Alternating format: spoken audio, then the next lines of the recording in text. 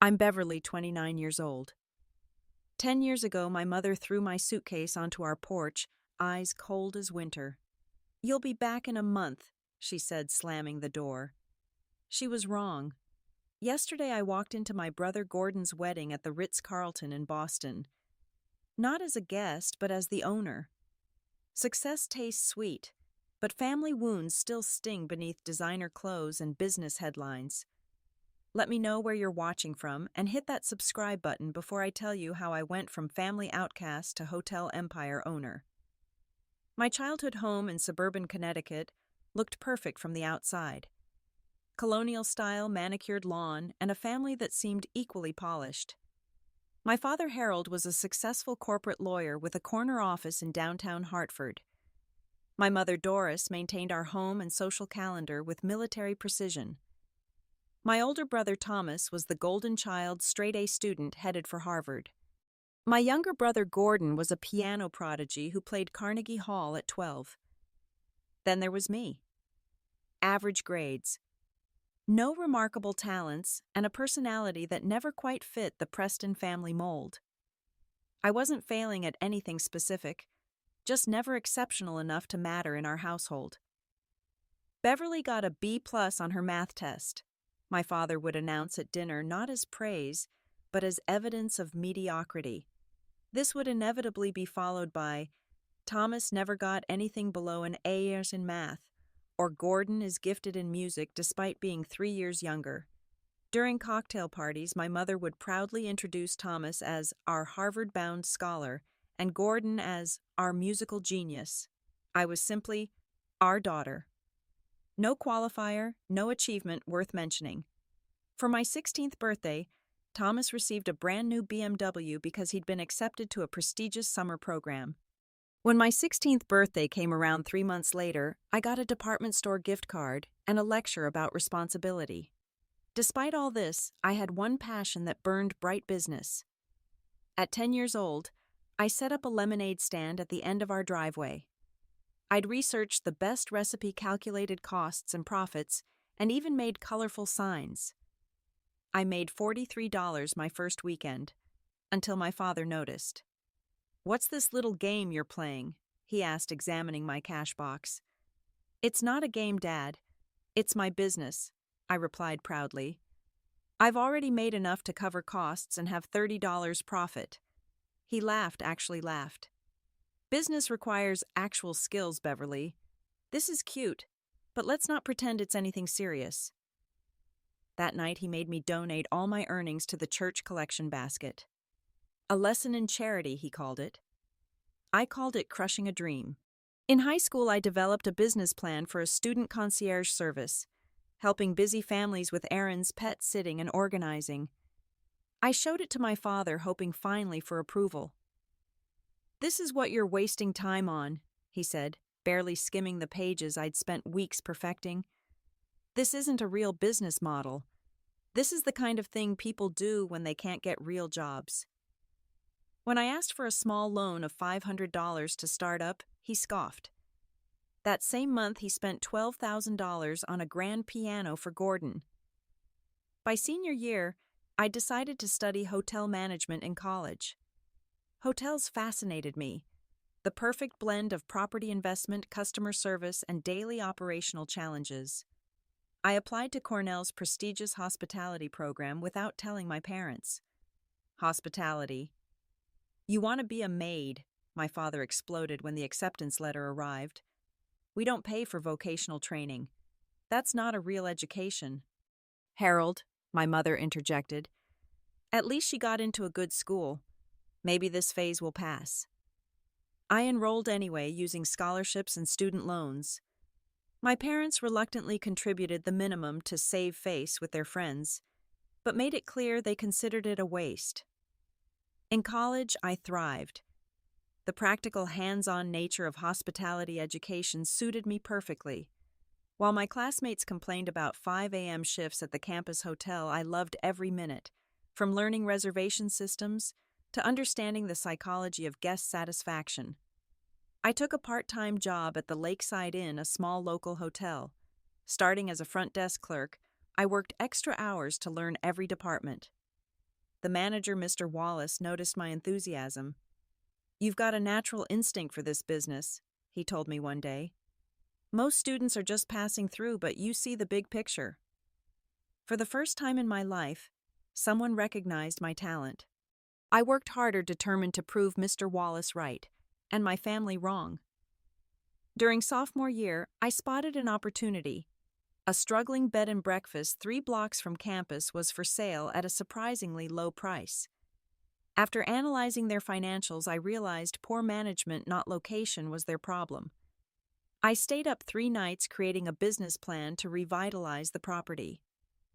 With trembling hands, I called my father. This was my chance to finally earn his respect. "Dad, I found an amazing investment opportunity." I explained, outlining the numbers, the market analysis, and my vision. His response was immediate and crushing. "Beverly, stop this nonsense. You're barely 20 years old. You know nothing about real estate or running a business. Focus on graduating, though God knows what you'll do with that hotel degree." "But I've done all the research. The numbers work. I just need a small loan as down payment and—" "Enough," he interrupted. "This fantasy of yours has gone too far. Your mother and I didn't raise you to be a failure, but you seem determined to become one." Those words haunted me for weeks. Was I delusional? Was my passion just a fantasy? For the first time, doubt crept in. Then came the opportunity that would change everything and tear my family apart. The fight that led to my exile began on a crisp March morning during spring break of my sophomore year. I'd received an email that would alter my life trajectory, an offer to join a hotel management fast-track program with Horizon Hotels, a growing boutique chain. The catch: I'd need to leave school immediately. The program would place me in 5 different hotels over 2 years, learning every aspect of the business from the ground up. By the end, I'd be positioned for assistant management with stock options and a clear path to executive leadership. It was perfect. Practical experience, mentorship, and equity in a growing company. To me, it was worth more than any degree. I printed the offer letter and drove home to Connecticut, naively believing my parents might finally see my potential. Our house was quiet when I arrived.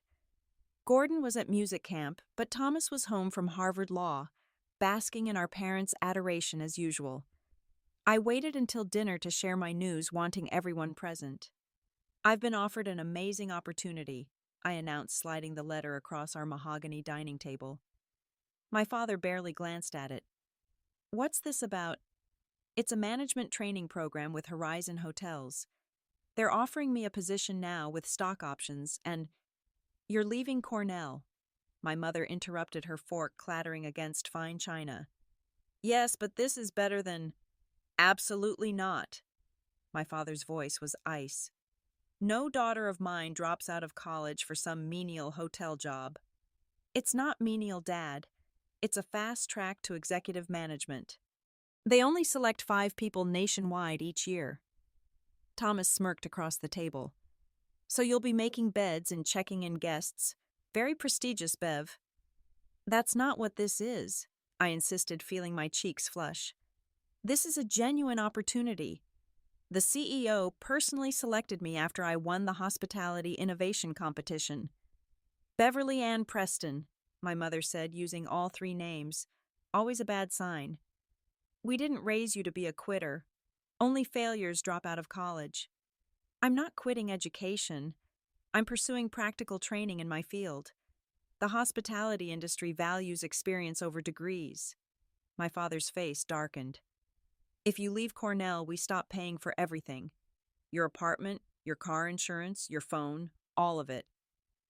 "I know," I said quietly. "The program includes housing and a living stipend. I've worked everything out." "You've worked everything out," he repeated mockingly.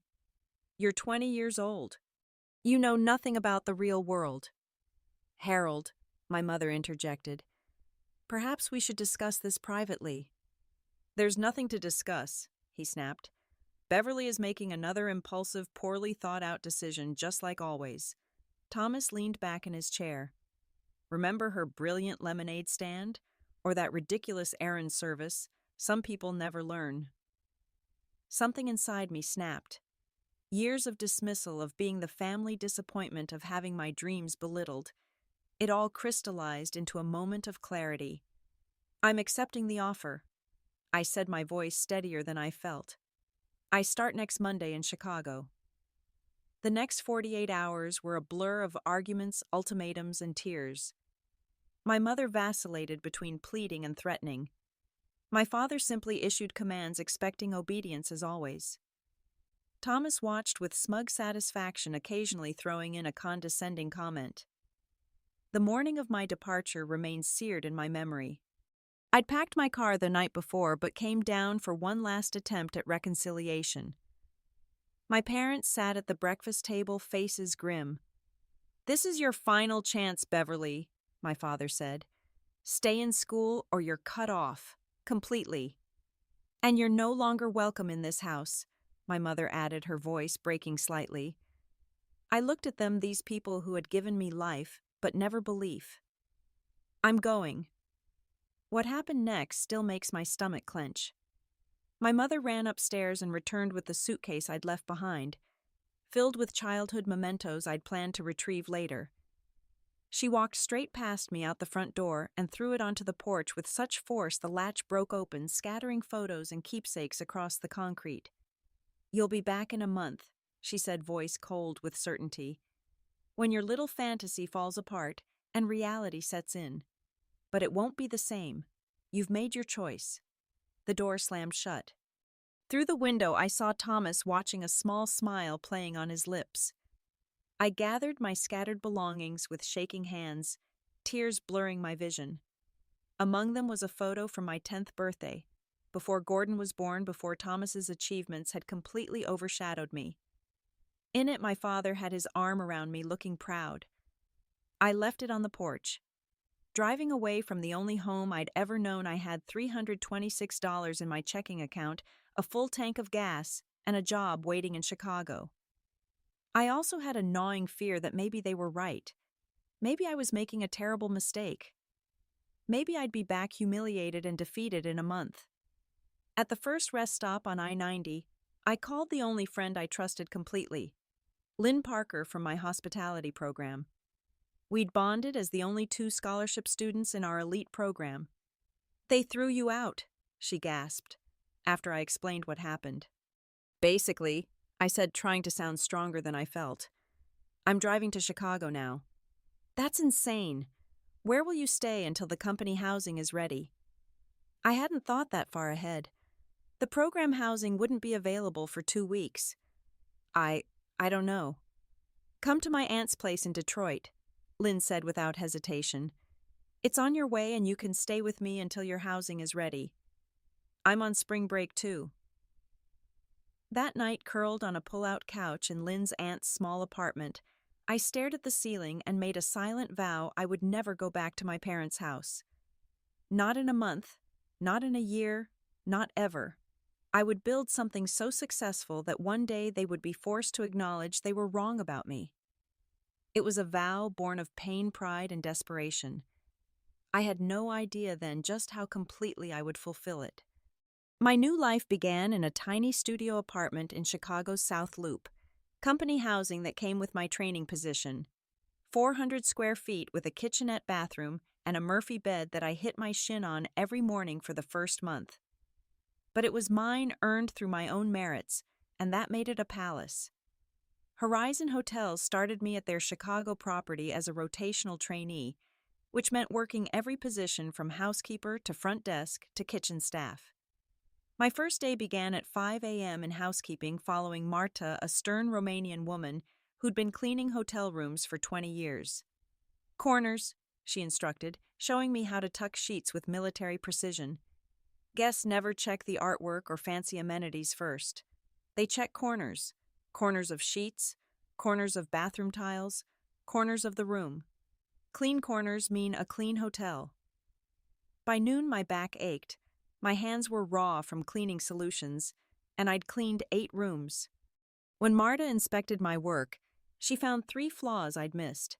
I stayed an hour past my shift to redo them perfectly. That night I called Lynn, who'd returned to Cornell. "How was your first day?" she asked excitedly. "Exhausting," I admitted. I never knew making beds could be so technical. "Having regrets?" "Not a single one," I answered truthfully. Despite the physical toll, I'd learned more about hotel operations in one day than in a semester of classes. The next month was a blur of 18-hour days rotating through departments. I learned reservation systems from Gloria, a whip-smart front desk manager who could calculate room rates and availability faster than the computer. Kenneth in maintenance taught me to identify early signs of equipment failure that could save thousands in repairs. In food service, Chef Louis showed me how inventory control directly impacted profitability. I took notes, obsessively staying late to analyze processes, finding inefficiencies and opportunities for improvement. After just 3 months, I presented my first proposal to the hotel manager, a revised housekeeping schedule that would reduce overtime costs by 17% while maintaining cleaning standards. "Where did you get these calculations?" he asked, reviewing my spreadsheets. "I tracked the actual time spent in each room category over 2 weeks," I explained. "The current schedule assumes all rooms take equal time, but suites take 38% longer than standard rooms, while our economy rooms can be done 20% faster." He implemented my system the following week. When it saved nearly $4,000 in the first month, I received my first promotion to assistant housekeeping manager. My studio apartment became my war room. I pinned charts to every wall tracking hotel metrics, industry trends, and investment opportunities. I lived on ramen noodles and coffee, sending every spare dollar to my savings account. My goal was clear: I needed capital to eventually strike out on my own. 6 months into the program, disaster struck. Horizon Hotels was acquired by a larger chain, and the training program was immediately terminated. We trainees were offered regular positions at our current locations, but without the promised advancement track or stock options. Panic set in. I was making barely enough to cover expenses, had no degree, and now no clear path forward. For one dark night, I considered calling home. The thought of my father's smug "I told you so" stopped me. Instead, I called Lynn. "I need a roommate," I told her after explaining my situation. "I'm going to find another job here in Chicago, but I can't afford this apartment without the housing stipend." 2 weeks later, Lynn arrived, having taken a leave of absence from Cornell. "I'm not dropping out," she clarified. "Just taking a semester to help a friend and get some real-world experience." We found a 2-bedroom apartment in a rundown building in Uptown, splitting the $700 monthly rent. I landed a job as a front desk supervisor at the Sunrise Inn, a struggling independent hotel near O'Hare Airport.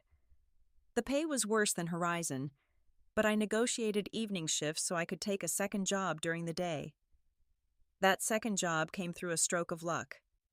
At a local coffee shop, I overheard an elderly woman complaining about her inability to find reliable management for her small roadside motel. "Excuse me?" I said, introducing myself. I couldn't help overhearing. I have experience in hotel management and might be able to help. The woman, Viola Jenkins, owned the Traveler's Rest Motel, a 20-room property that had seen better days. After a 2-hour conversation, she hired me as morning manager, working from 7 a.m. to 3 p.m. I'd have a 4-hour break before starting my 7 p.m. to 3 a.m. shift at Sunrise Inn. For 8 months, I worked both jobs, surviving on 4 hours of sleep and determination. Lynn found work as an administrative assistant at a downtown firm, and we added 2 more roommates, Janice from the Sunrise Inn's restaurant and Brenda, a graphic design student, to further reduce expenses. Our apartment became command central for what Lynn jokingly called Beverly's Hotel Takeover Plan. Every wall featured market research, property listings, and savings projections. My goal: acquire my first property within 5 years. It took only 2. Viola, impressed by how I'd increased occupancy at her motel by 32%, made an unexpected proposal over coffee one morning. "I'm 76 years old, Beverly," she said, her hands wrapped around her mug. "My children have no interest in this place. I'm thinking about selling." My heart raced. Do you have a buyer? I'm talking to you, aren't I? She named a price that made my eyes widen, not because it was high, but because it was attainable. I don't have that kind of money, I admitted. You have 15,000 in savings. I checked your figures when you left your notebook open last week, she said with a wink. That's enough for a down payment if I hold the note myself. I stared at her speechless. You've doubled my income in less than a year, she continued. I'd rather sell to someone who'll take care of the place than some corporation that'll tear it down. That night I couldn't sleep. Owning a motel at 22 seemed impossible, yet the numbers worked. With my improvements, the property generated enough revenue to cover the monthly payments to Viola, plus a small salary for myself. The risk was enormous. If occupancy dropped, I'd lose everything. But opportunity rarely arrives without risk. I called a meeting with my roommates. I need honest opinions, I said, spreading financials across our scratched coffee table. Am I crazy to do this? Lynn studied the numbers carefully. It's tight, but it works on paper. The location is good, and you've already proven you can increase revenue. Janice was more cautious. What about maintenance issues? One major repair could wipe out your cushion. Brenda, the quiet one, surprised me. I think you should do it, but rebrand completely. The place looks stuck in the 70s. With a modern aesthetic, you could attract a different clientele and charge more. 2 weeks later, I signed the papers. The Traveler's Rest Motel became mine, along with its leaking roof, outdated plumbing, and mountain of challenges. I renamed it Phoenix Inn. The first month was euphoric. I was a property owner. I hired Janice to manage the front desk while I handled everything else. Brenda designed a new logo and website for a share of future profits. Then reality hit. The water heater failed completely. 3 rooms developed mold issues. A tour bus canceled a 20-room booking last minute. By month 3, I was underwater financially and drowning in doubt. Maybe your family was right, Janice said after I received the 4th past due notice from a vendor. Maybe you bit off more than you could chew. Those words hit harder than any bill. Had I made a catastrophic mistake? Was I about to become the failure my family always predicted? That night, sleepless and desperate, I did something I hadn't done in years. I prayed, not to God, but to whatever force might be listening. I needed a miracle, or at least a sign I wasn't on a path to ruin. The next morning it arrived in the form of a middle-aged businessman checking in at 6 a.m. after a canceled flight. "This place has potential," he commented, looking around the shabby lobby, "but it needs a complete reimagining." I might have ignored him, except for the Wall Street Journal tucked under his arm and the way he assessed the property with a developer's eye. "What would you do with it?" I asked. He introduced himself as Raymond Miller, a commercial real estate investor from New York. "I'd make it unique," he said. "There are 1,000 cookie-cutter hotels by the airport, but a truly distinctive property, that's rare." That conversation changed everything. Raymond didn't just offer advice, he offered partnership. He'd provide capital for renovations if I'd implement his vision of a boutique hotel experience at budget prices. "Young entrepreneurs are my specialty," he explained over dinner that evening. "I find people with drive and good instincts, then help them scale." It sounded perfect, too perfect. When the contract arrived, I discovered why. Raymond's investment came with 80% ownership. I'd be left with 20% and a management position. "This is a hostile takeover, not a partnership," I told him, pushing the contract back. "It's business," he replied calmly. "You're in over your head. I'm offering a lifeline." "Then I'll drown with dignity," I answered, walking away from what could have been an easy solution. Instead, I found a harder path forward, one that would ultimately lead me to the Ritz-Carlton and a reckoning with my past. Rejecting Raymond's offer felt momentarily empowering, but reality soon crashed back. The Phoenix Inn was 30 days from foreclosure, and I had exhausted nearly every option. That night I gathered my roommates for an emergency summit. "I need radical ideas," I admitted. Otherwise, I lose everything in a month. We brainstormed until 3 a.m., fueled by cheap wine and desperation. Around midnight, Brenda, who'd been quietly sketching, slid her notebook across the table. "What if we stop competing with the airport chains?" she suggested. "They'll always win on convenience and consistency. What if instead we become something completely different?" Her sketches showed the Phoenix transformed into themed rooms, each with a unique design concept. A 1920s speakeasy suite, a mid-century modern room, a futuristic space-themed experience. "This would cost a fortune," I objected. "Not necessarily," Brenda countered. "I have friends at the design school who need portfolio projects, local artists who'd work for exposure and a small fee. We could transform one room at a time, charge premium rates for those, and use that revenue to fund the next conversion." Lynn jumped in. "And I could create social media campaigns around each room. People love photographing unique spaces." It was a long shot, but I had nothing to lose. I withdrew my last $3,000 and converted room 12 into the Prohibition Suite, complete with vintage furnishings sourced from thrift stores, speakeasy-inspired artwork, and a hidden door to the bathroom disguised as a bookcase. Brenda's genius. We photographed it extensively, and Lynn launched a targeted Instagram campaign. The response was immediate and shocking. Within 48 hours, we had bookings for the suite at triple our normal rate.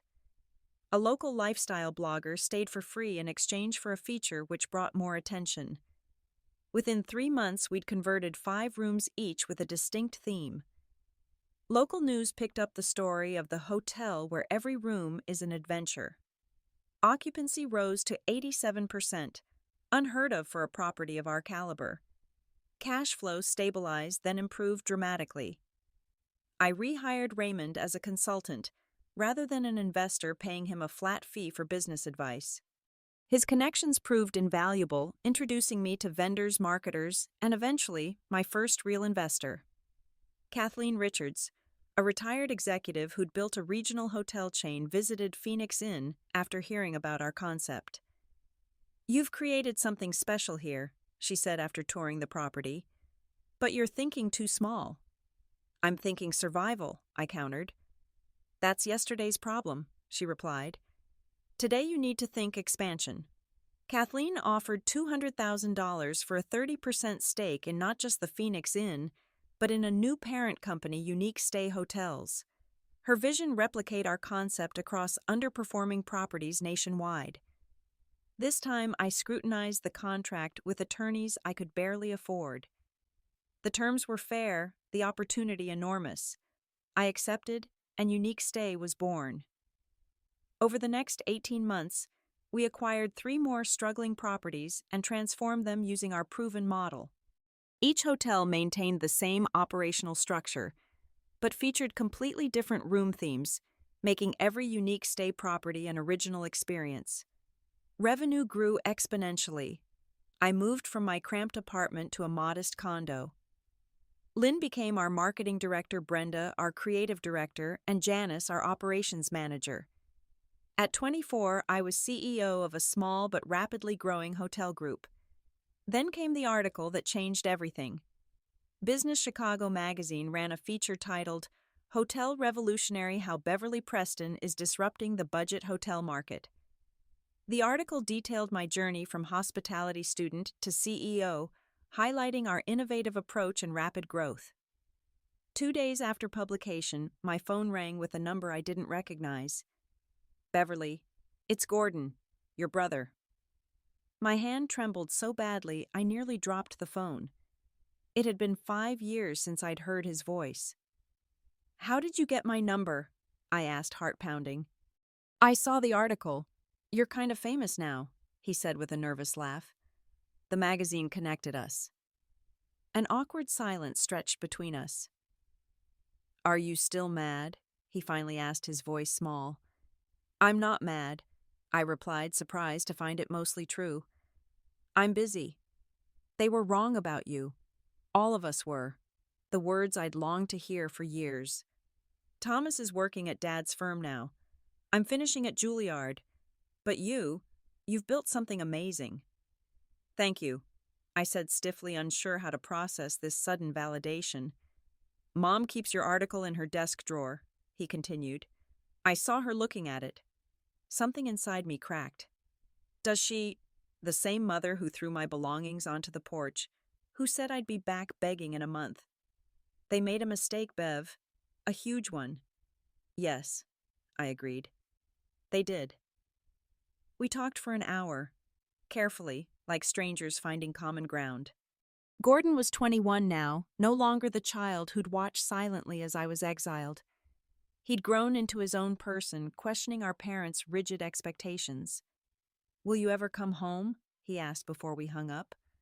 I am home, I answered. I built my own. That conversation opened a small door back to my past. Gordon and I began speaking monthly. He visited Chicago, staying at the Phoenix in our finest suite.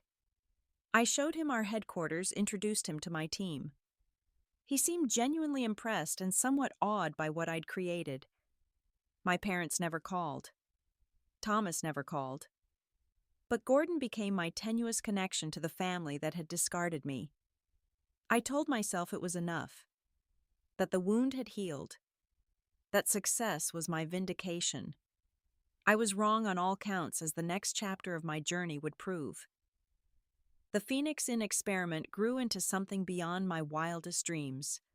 By my 27th birthday, Unique Stay Hotels had expanded to 12 properties across the Midwest, each profitable within 6 months of acquisition. Our approach, transforming struggling hotels into experience-based destinations, had created a loyal customer base and attracted industry attention. Raymond Miller, my early mentor turned consultant, approached me with a proposition that seemed impossible. I want you to meet some people, he said over lunch at Chicago's Palmer House. They're interested in creating a much larger fund with your expertise at the center. What kind of fund? I asked cautiously. Hotel acquisition and transformation. Like what you're doing now, but with much deeper pockets. The meeting took place in a private dining room at the Four Seasons. 5 investors, collectively representing over $2 billion in capital, wanted to create a fund specifically for my hotel transformation model. They proposed a $500 million investment vehicle with me as managing partner. Why me? I asked bluntly. There are plenty of established hotel executives with more experience. None with your track record of turning around properties, said Elaine, a silver-haired venture capitalist. You've never had a failure. And none with your vision, added Walter, a real estate mogul. The industry is changing.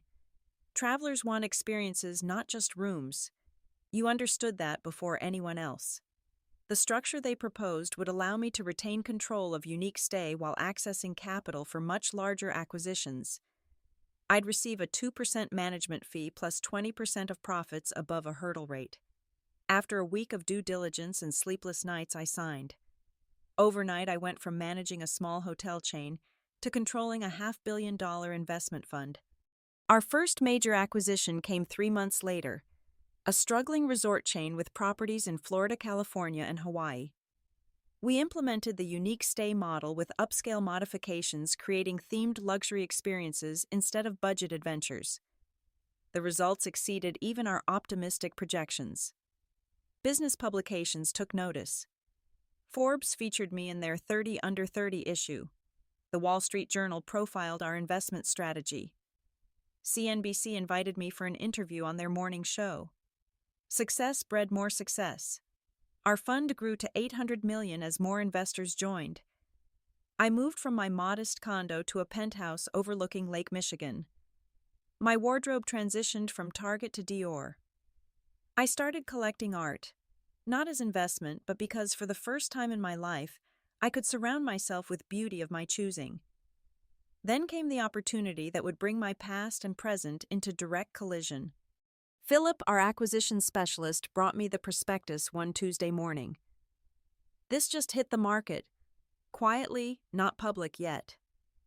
I nearly spilled my coffee when I saw the property name, the Ritz-Carlton, Boston. The Ritz is for sale, I asked incredulously. Not exactly. This particular location is underperforming. The parent company is considering divesting it to focus on more profitable markets. The Ritz-Carlton Boston wasn't just any luxury hotel. It was the flagship of one of the world's most prestigious brands located in the city where I'd grown up, less than 2 hours from my parents' home. "What's the asking price?" I asked, trying to sound casual. $120 million.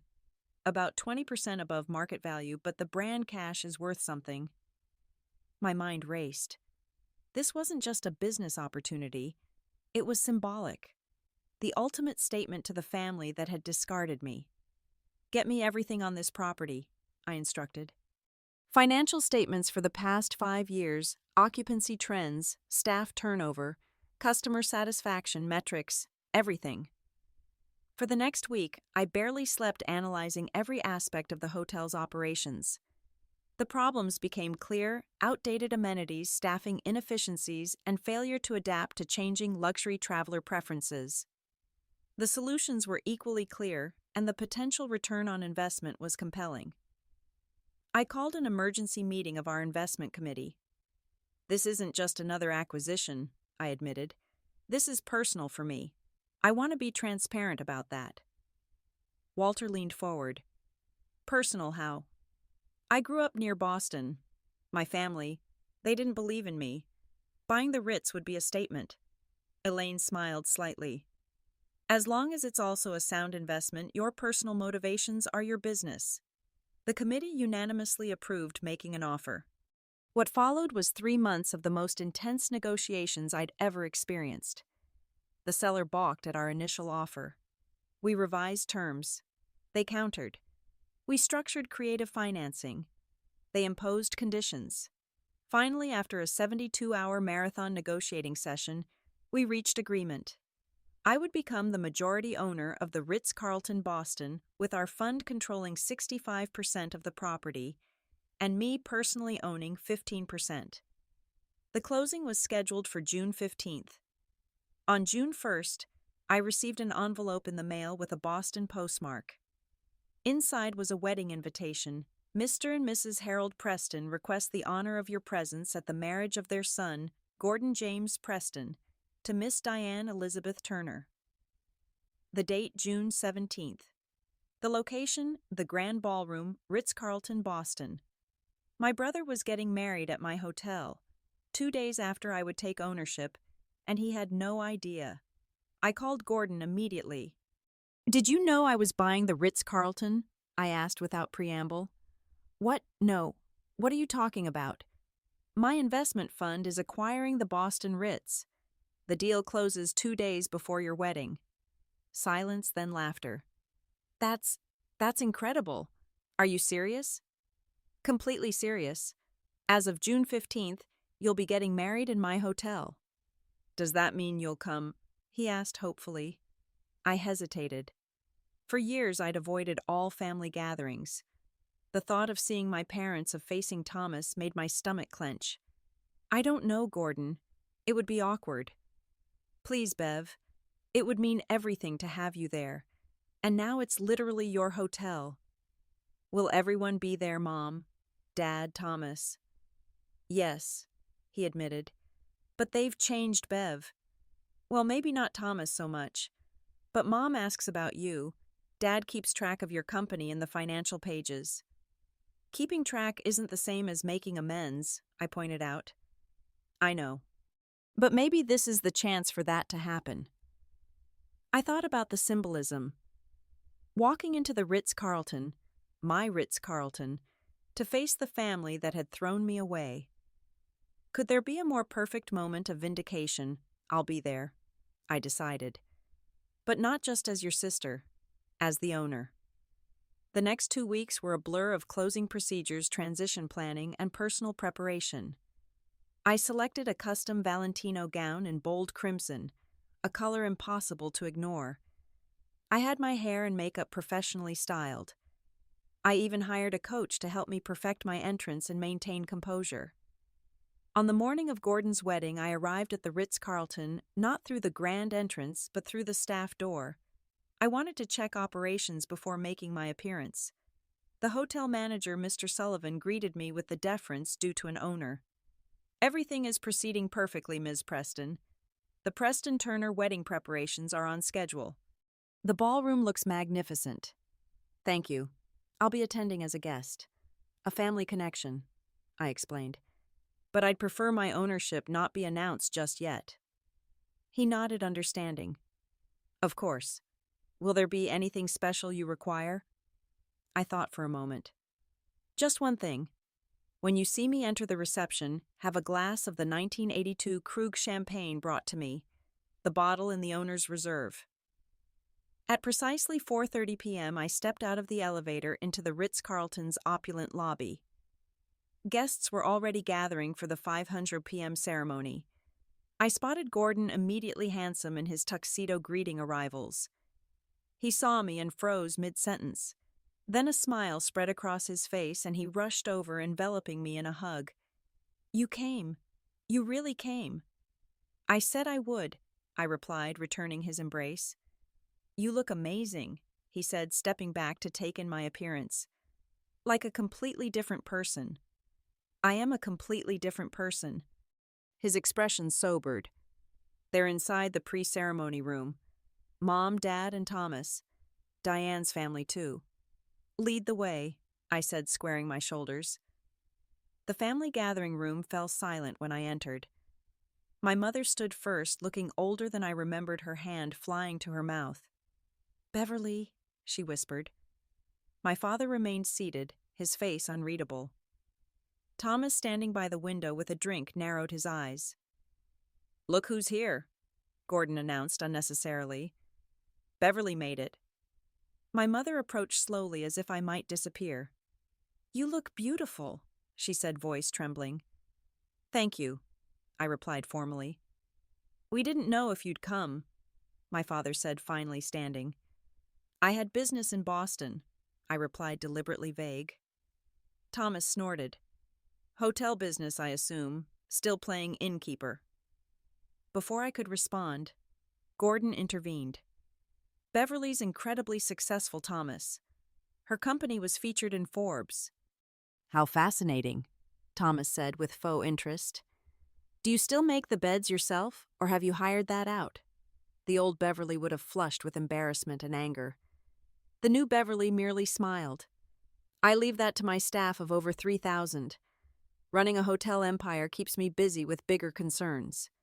My father's eyebrows rose slightly. My mother looked confused. Empire seems a strong word, Thomas challenged.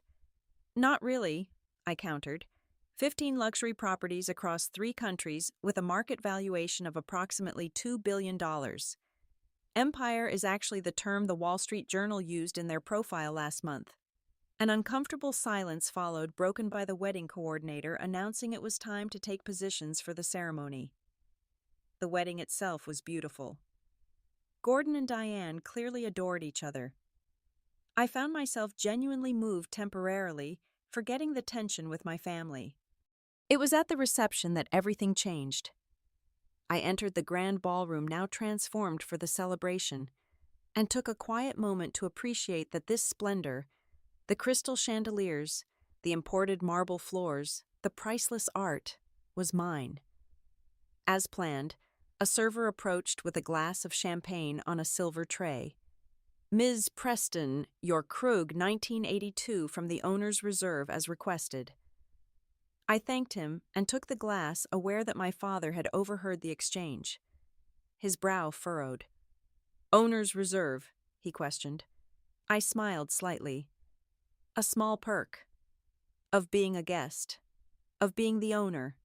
His expression shifted from confusion to disbelief. Owner of what?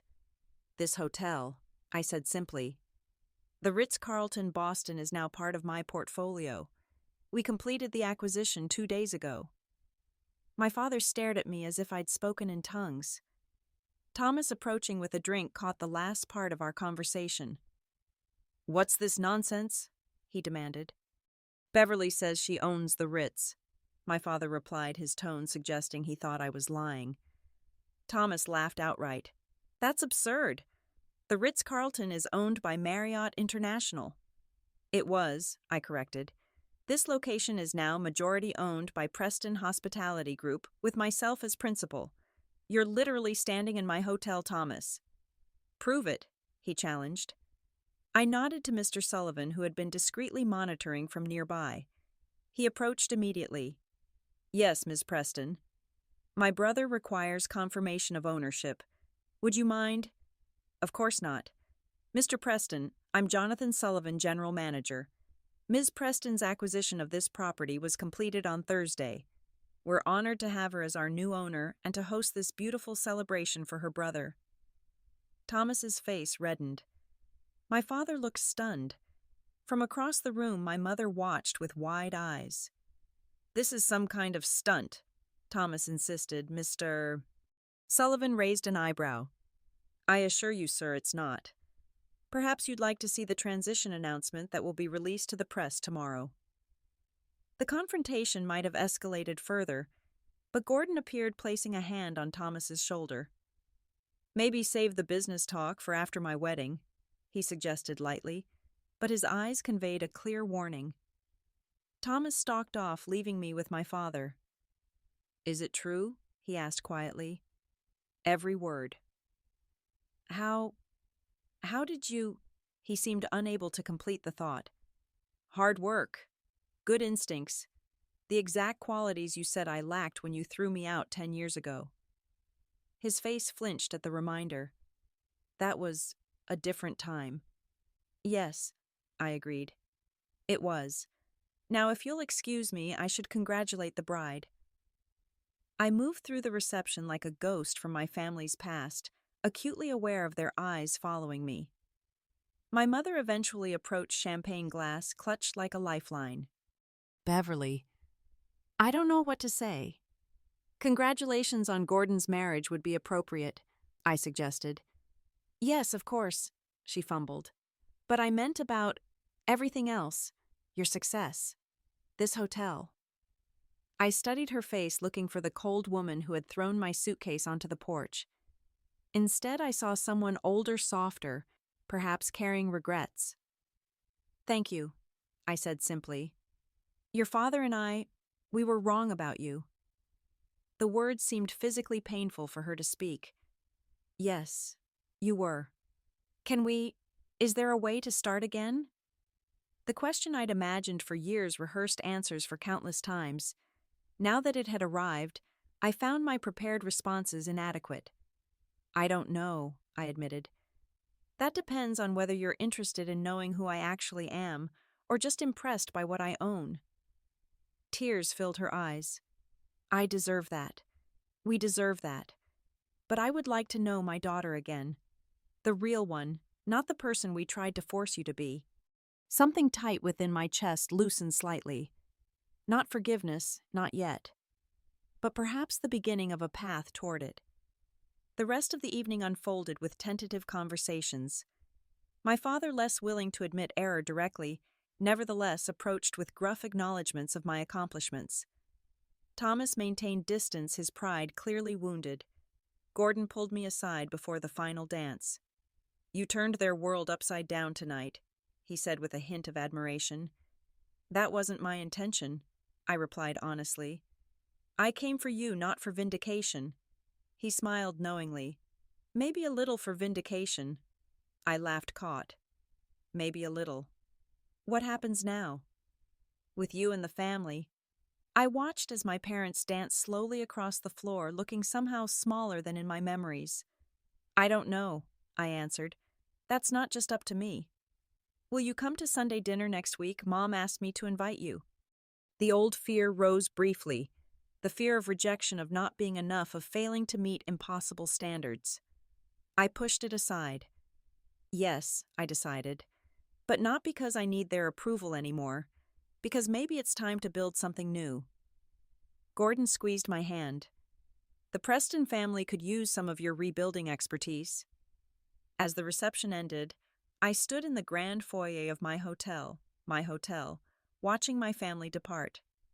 My mother hugged me goodbye. My father shook my hand awkwardly, and Thomas nodded stiffly from a distance. They left not knowing if I'd actually show up for Sunday dinner, if reconciliation was possible after so much damage. Truth be told, I didn't know either. What I did know was that the scared 19-year-old girl with a suitcase on the porch was gone forever. In her place stood a woman who had built an empire out of determination and vision, a woman who no longer needed her family's validation, but might in time be open to their love. That night I slept in the presidential suite of the Ritz-Carlton, Boston, my Ritz-Carlton. As I drifted off, I realized my journey had come full circle. I had left home with nothing but a dream. I had returned with everything except the one thing money couldn't buy: healing. Perhaps that would come next. Or perhaps not. Either way, I was at peace with who I'd become along the way. The morning after Gordon's wedding, I woke in the presidential suite to sunlight streaming through floor-to-ceiling windows. For a moment I lay perfectly still, absorbing the reality of where I was and what had transpired. 10 years ago, I'd been exiled from my family, told I would fail, and given a timetable of 1 month before crawling back. Now I owned the very hotel where my brother celebrated his marriage, and my family had been forced to confront the magnitude of their misjudgment. It should have felt like complete victory. Instead, I felt surprisingly hollow. A knock at the door interrupted my reflection. Room service delivered breakfast I hadn't ordered: fresh berries, avocado toast, and a pot of French press coffee, accompanied by a note. Breakfast for the conquering hero, lobby at 10 if you're free. Gordon and Diane, the newlyweds. I smiled despite myself. Trust Gordon to reach out even on his first morning as a married man. At precisely 10 a.m., I found them in a quiet corner of the lobby lounge, looking tired but happy. "Shouldn't you be jetting off to your honeymoon?" I asked, embracing them both. "Flight's at 3, Diane explained. "We wanted to see you first." I'd only met Diane yesterday, but I already liked her. She had a warmth and authenticity that complemented Gordon's more reserved nature. "Last night was quite the dramatic family reunion," Gordon said, getting straight to the point. "Are you okay?" I considered the question carefully. "I'm processing. It was intense." "That's one word for it," Diane said with a sympathetic smile. "Your brother Thomas looked like he might spontaneously combust when he realized you actually owned the place." We all laughed, breaking some of the tension. "Listen, Bev," Gordon said, growing serious. "Mom really wants you to come to Sunday dinner. I know it's asking a lot after everything, but I'll be there," I assured him. I said I would. Relief washed over his face. "Thank you. I think they're finally ready to acknowledge how wrong they were." "We'll see," I said, not entirely convinced. "Anyway, enough about family drama. Tell me about your honeymoon plans." We chatted easily for another hour before they needed to leave for the airport. As we said goodbye, Diane hugged me tightly. "Thank you for coming back into Gordon's life," she whispered. "He's needed his sister." Those words stayed with me as I spent the day reviewing operations with the Ritz-Carlton management team. Had I needed my brother too? My family, I'd told myself for years that I was completely self-sufficient, that their rejection had made me stronger. But perhaps the truth was more complicated. Sunday arrived faster than I was prepared for. I rented a car and drove the familiar route to my childhood home in Connecticut, my stomach knotting tighter with each mile. The house looked exactly the same: colonial facade, manicured lawn, American flag by the front door. I sat in the driveway for several minutes, gathering courage. The last time I'd been here, my mother had thrown my suitcase onto the porch. Now I was returning as someone unrecognizable from that heartbroken 19-year-old. Doris opened the door before I could knock. "You came," she said, relief evident in her voice. I said I would. It seemed to be my refrain lately. The interior of the house was like stepping into a time capsule. The same formal living room furniture, the same family photos on the wall, though I noticed they now included recent pictures of Gordon, but none of me. My father waited in the den, standing awkwardly when I entered. "Beverly," he greeted stiffly. "Thank you for coming." Thomas arrived 20 minutes later, his wife Patricia in tow. He nodded curtly in my direction, but made no effort at conversation. Patricia, however, seemed fascinated, asking questions about my hotels and business that Thomas visibly chafed at. Dinner was a masterclass in controlled tension. My mother had prepared all my childhood favorites, an obvious attempt at reconciliation that touched me despite my determination to remain emotionally detached. The breaking point came over dessert. My father cleared his throat, a sound I remembered from childhood as preceding either a lecture or a pronouncement. "Beverly," he began formally, "your mother and I have been discussing your achievements.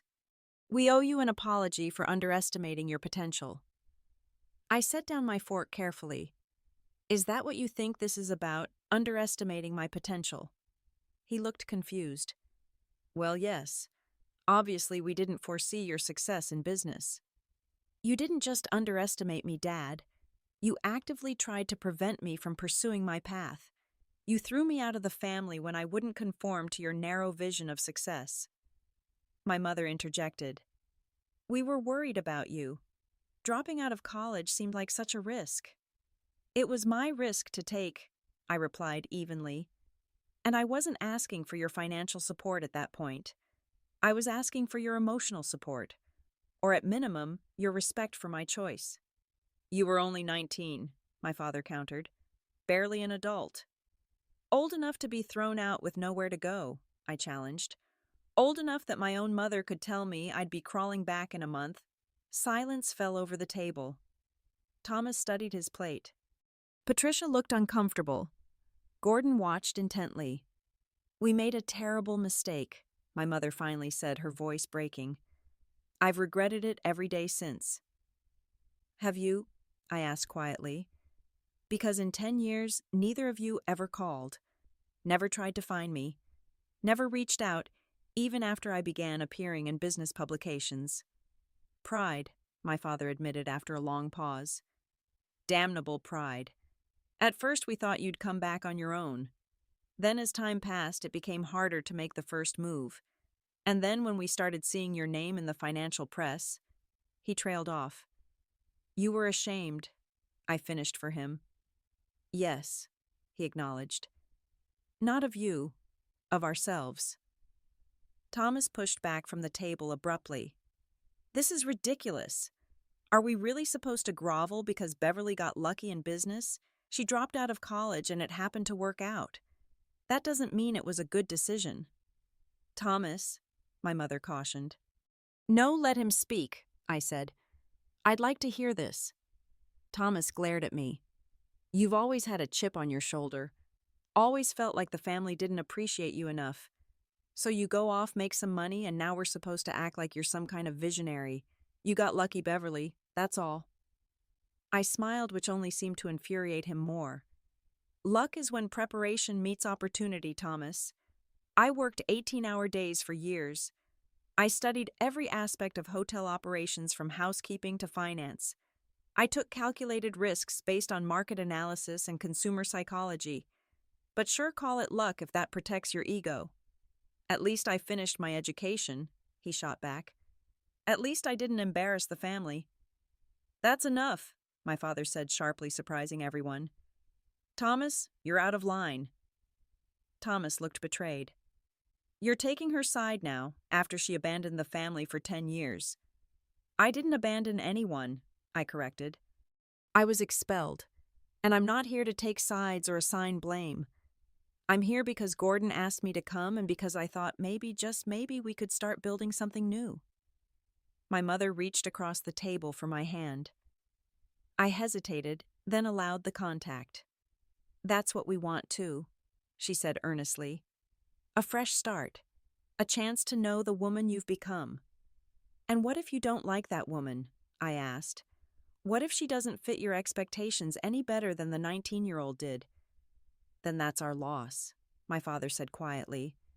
"Because that woman is clearly extraordinary." Thomas stood abruptly. "This is absurd. Come on, Patricia, we're leaving." Patricia looked torn but ultimately followed her husband. The front door slammed behind them, leaving an awkward silence. "He'll come around," my father said, though he didn't sound convinced. "Maybe, maybe not," I replied. "But his approval isn't why I'm here." We moved to the living room where conversation gradually became less strained. My parents asked genuine questions about my business, my life in Chicago, my future plans.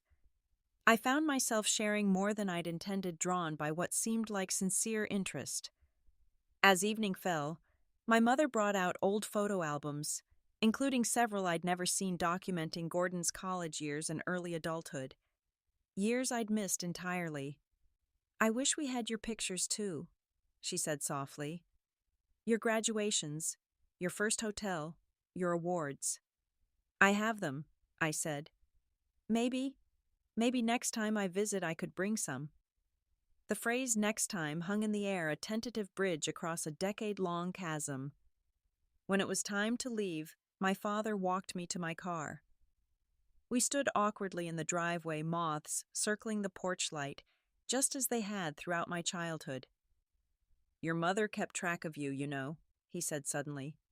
Subscribed to business magazines she'd never cared about before. Kept a file of clippings. I didn't know that. We made a catastrophic error in judgment, Beverly.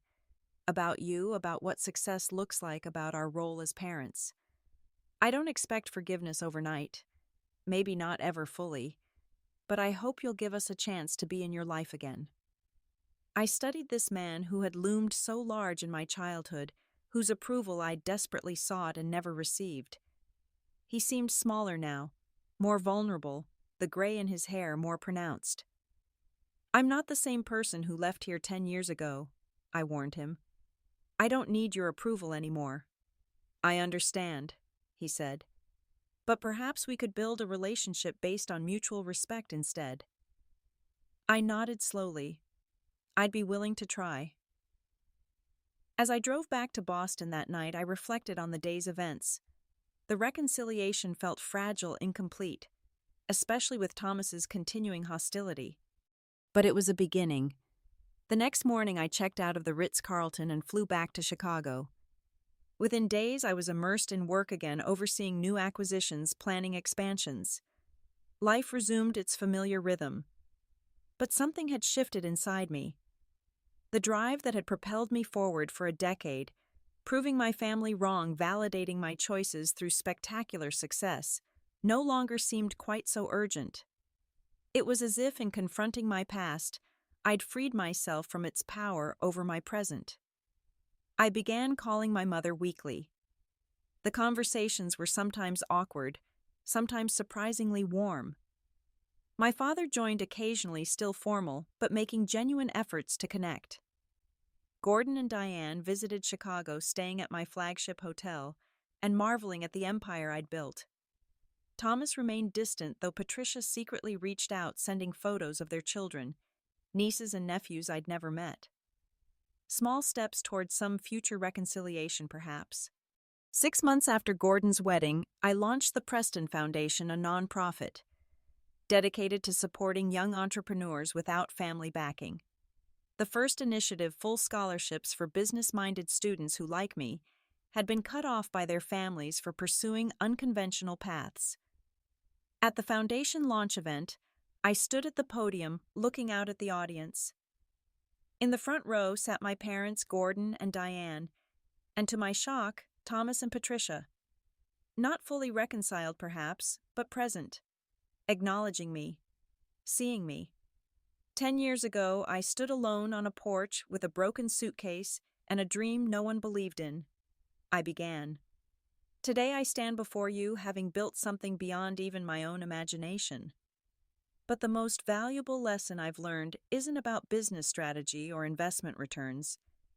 It's about self-belief in the face of doubt, about perseverance when every door seems closed, and about defining success on your own terms.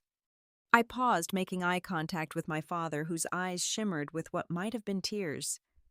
The path from rejection to self-acceptance is often longer and harder than the path from poverty to wealth. But it's a journey worth making. And now I'm using what I've built to help others make that journey with a little more support than I had. The foundation has now funded over 100 young entrepreneurs. Each time I review applications, I see myself in their stories, their determination, their vision, their need to prove something to the world and to themselves. I no longer own the Ritz-Carlton Boston. 6 months after Gordon's wedding, I sold it at a substantial profit. The symbolism had served its purpose. Holding on to it felt unnecessary, even petty. My relationship with my family continues to evolve. Healing in some ways, still strained in others. We may never fully recover what was lost in those 10 years of separation. But we're building something new in its place, something based on who we are now rather than who we once were. The scared 19-year-old with a suitcase has become a confident businesswoman with a purpose beyond profit. The journey wasn't what I expected when I drove away from home that day, but it led me exactly where I needed to go. Not back to my parents' house, but forward to the person I was meant to become. Have you ever had to prove someone wrong about you? How did it change you in the process? Share your story in the comments below, and don't forget to like and subscribe if you want to hear more journeys of transformation and triumph. Remember, sometimes the greatest success isn't measured in dollars or titles, but in the strength you find when you have to build something from nothing, including yourself. Thank you for listening to my story today.